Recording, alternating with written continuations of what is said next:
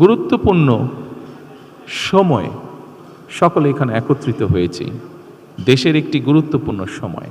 আজকে অনেক প্রত্যাশা নিয়ে, অনেক আকাঙ্ক্ষা নিয়ে, অনেক আশা নিয়ে আমাদের সকলের দিকে তাকিয়ে আছে, বিশেষ করে রাজনৈতিক দলগুলোর দিকে তাকিয়ে আছে। আজকের এই ইফতার মাহফিলের অনুষ্ঠানের সম্মানিত সভাপতি, ইফতার মাহফিলে উপস্থিত সম্মানিত সকল রোজাদারগণ, সকল উপস্থিতিবৃন্দ, আসসালামু আলাইকুম। প্রথমে আমি বাংলাদেশ জামাতে ইসলাম এবং তার নেতৃবৃন্দকে আন্তরিকভাবে ধন্যবাদ জানাচ্ছি। আজকে আমাকে, আমার সাথে আমার নেতৃবৃন্দকে এবং আমার সাথে আমার সফর সঙ্গীবৃন্দকে এই ইফতার মাহফিলে দাওয়াত দেওয়ার জন্য।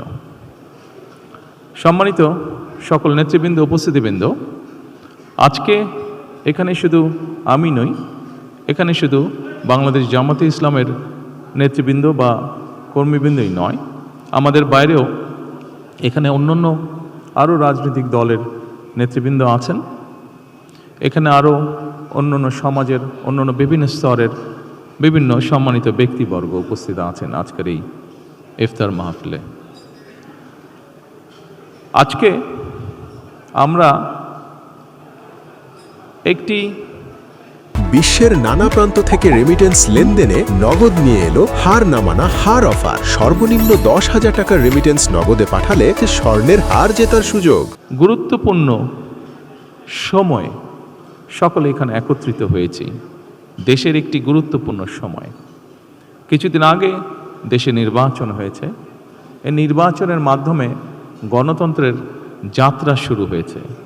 যে গণতন্ত্রের জন্য বাংলাদেশের মানুষ প্রায় 1 যুগেরও বেশি সময় ধরে অকাতরে জীবন দিয়েছে, বিভিন্ন অত্যাচার, নির্যাতন, গুম, খুনের শিকার হয়েছে। এত ত্যাগের বিনিময়ে আমরা আজকের এই গণতন্ত্রের যাত্রা, যেটি সূচনা হচ্ছে বা হয়েছে নির্বাচনের মাধ্যমে, সেটির সুযোগ পেয়েছি।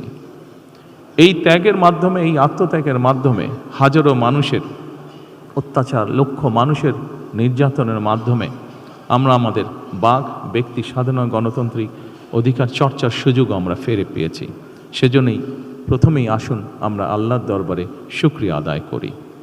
সম্মানিত উপস্থিতিবৃন্দ, বাংলাদেশের মানুষ আজকে অনেক প্রত্যাশা নিয়ে, অনেক আকাঙ্ক্ষা নিয়ে, অনেক আশা নিয়ে আমাদের সকলের দিকে তাকিয়ে আছে, বিশেষ করে রাজনৈতিক দলগুলোর দিকে তাকিয়ে আছে।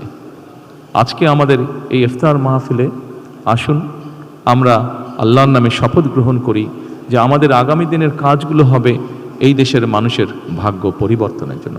আসুন আমরা আল্লাহর দরবারে সেই রহমত চাই যার মাধ্যমে আল্লাহ আমাদেরকে এই দেশের মানুষের ভাগ্য পরিবর্তনের জন্য, এই দেশের ভাগ্য পরিবর্তনে কাজ করার তৌফিক আমাদেরকে আল্লাহ তাআলা দিবেন। পরিশেষে আমি আবারও বাংলাদেশ জামাতে ইসলাম এবং জামাতে ইসলাম নায়েবে আমির শফিক সাহেব সহ সকল নেতৃবৃন্দকে আন্তরিক ধন্যবাদ জানাচ্ছি আজকে এখানে আমাদেরকে দাওয়াত দেওয়ার জন্য। আসসালামু আলাইকুম।